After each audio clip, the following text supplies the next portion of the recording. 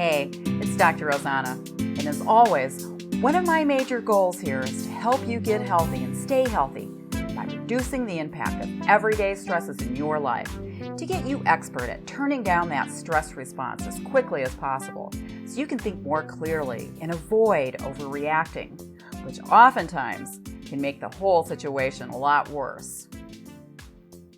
In this family of lessons, you'll find many examples of everyday stress in the form of a roadmap and show you how to use EFT1 training on whatever life throws your way, right in the moment. This is Dr. Rosanna, and we're going to talk about how to use everyday EFT for stressful situations, in this case, relationship issues. And then I'll talk about the 2 ways you should approach your relationship issues to resolve the problems for good. If you're currently in a bad relationship right now, and that can mean a lot of things, but basically, it's a relationship that doesn't feel right to you internally. I've chosen the obvious to demonstrate how to deal with it, not only in the moment, but in the long term. Let's take verbal abuse, for example.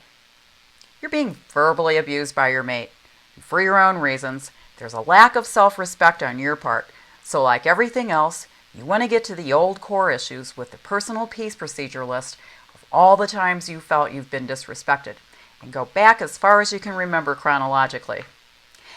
I highly recommend approaching your list using the bitch tap technique to get your power back over these memories. Until you get there, for fast results to help you feel better immediately, use bitch tap for the most recent verbal assault. You're actually going to talk back to the person in a way that's comfortable to you for now, while you're tapping. I'll make an example of how you do that. As some of you may already have noticed, I'm a little bolder in my approach, so let's just say my boyfriend had the nerve to call me a dumb bitch in front of his friends, and I'm stewing about it days later. I'd start off at the karate chop point and say a little something like this. Why, you disrespectful son of a bitch.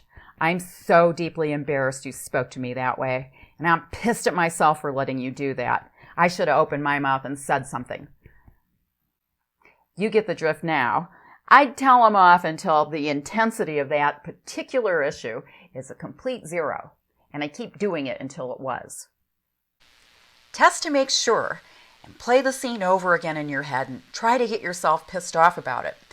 You'll know when it's a 0, and hit every aspect. Look at a change in the emotions.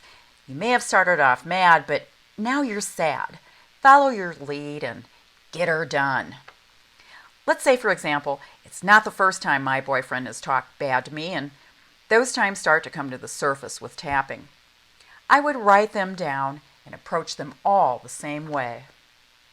So, that's how you would use EFT in everyday stressful situations, in this case, for verbal abuse. So now you know how to use EFT as your emotional first aid kit whenever life throws you a curveball. It's the very best way to calm yourself down immediately. For long-term, lasting effects, think personal peace procedure.